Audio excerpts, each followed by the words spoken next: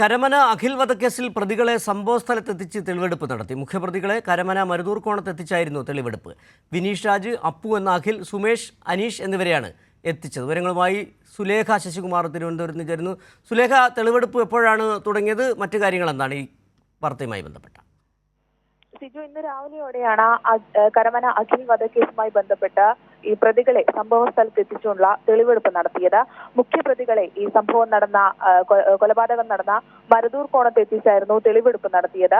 വിനീഷ് രാജ്, അപ്പു എന്ന അഖിൽ, സുമേഷ്, അനീഷ് എന്നിവരെയാണ് ഈ സംഭവ സ്ഥലത്ത് എത്തിച്ച് തെളിവെടുപ്പ് നടത്തിയത്. ഇവർ 4 പേരുമാണ് ഈ സംഭവവുമായി ബന്ധപ്പെട്ട് നേരിട്ട് ബന്ധമുള്ള പ്രതികൾ എന്ന് പറയുന്നത്.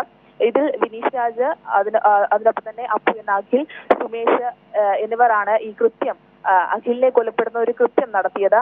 അനീഷ് ഇവർ സഞ്ചരിച്ചു വന്ന ഇന്നോവ കാർ ഓടിച്ച് വന്ന ഡ്രൈവറാണ് അനീഷ്.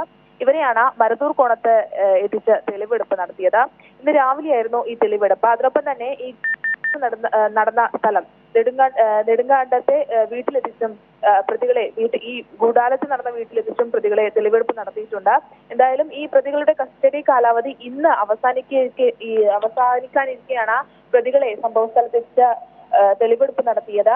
കഴിഞ്ഞ 10-ാം തീയതി, മെയ് 10-ാം തീയതിയാണ് ഈ ശരി, സുലേഖയാണ് തിരുവനന്തപുരത്ത് നിന്ന് വിവരങ്ങൾ നൽകിയത്. കരമന അഖിൽ വധക്കേസിലെ പ്രതികളെ സംഭവ സ്ഥലത്തെത്തിച്ച് തെളിവെടുത്തു. വിവരങ്ങളാണ് സുലേഖ നൽകിയത്.